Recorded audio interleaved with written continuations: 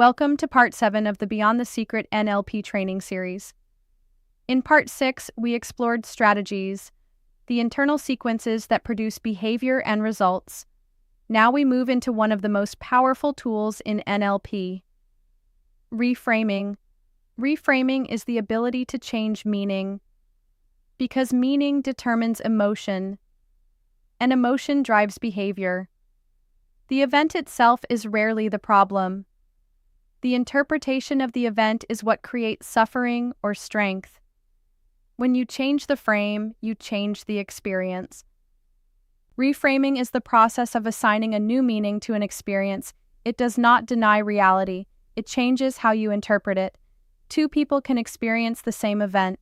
One feels defeated, the other feels challenged. Same facts, different frame. Reframing gives you emotional freedom because it separates the event from the meaning. And once you realize meaning is flexible, you gain power. Everything begins with interpretation. Your interpretation produces emotion. Emotion creates your state. State drives your behavior. Behavior produces your results. If you label a setback as failure, you feel discouraged. If you label it as feedback, you feel informed.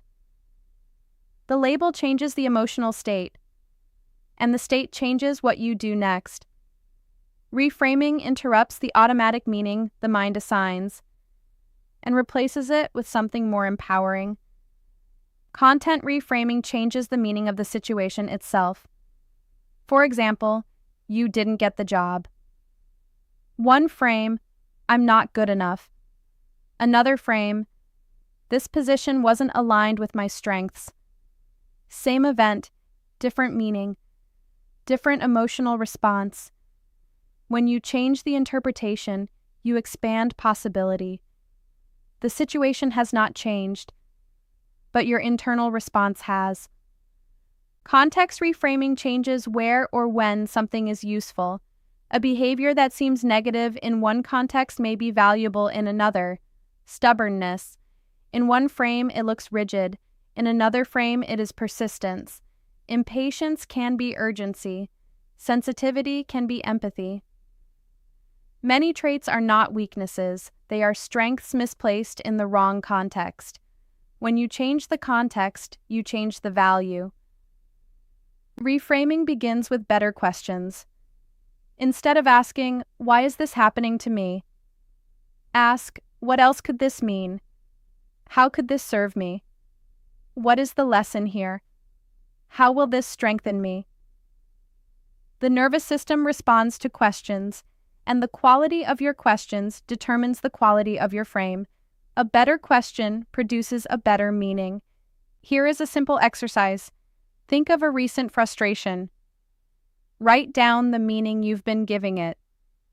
Now deliberately create 3 alternative meanings. They do not have to be perfect. They must simply be possible. Then choose the most empowering interpretation. Notice how your emotional state shifts. This is not denial.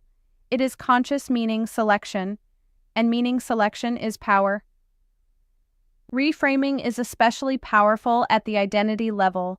If you repeatedly label yourself as unlucky, incapable, or overlooked, your nervous system begins to accept that identity. But identity is built from repeated meanings.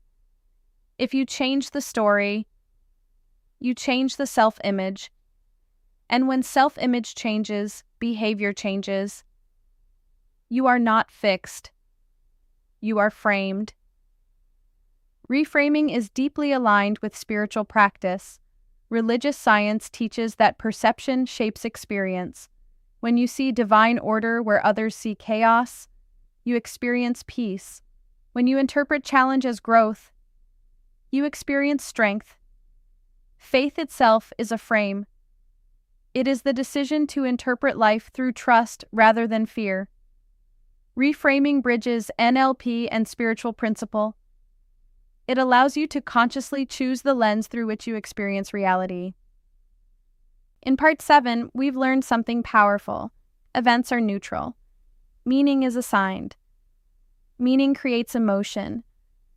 And emotion drives behavior. When you change the frame, you change your life experience. Reframing is not pretending. It is choosing. Choosing meaning deliberately. In Part 8, we move into language patterns, the meta model and Milton model, and discover how language shapes perception itself. Please subscribe to this channel and connect with me on LinkedIn and Facebook. The links are provided in the video description below. I'll see you in Part 8.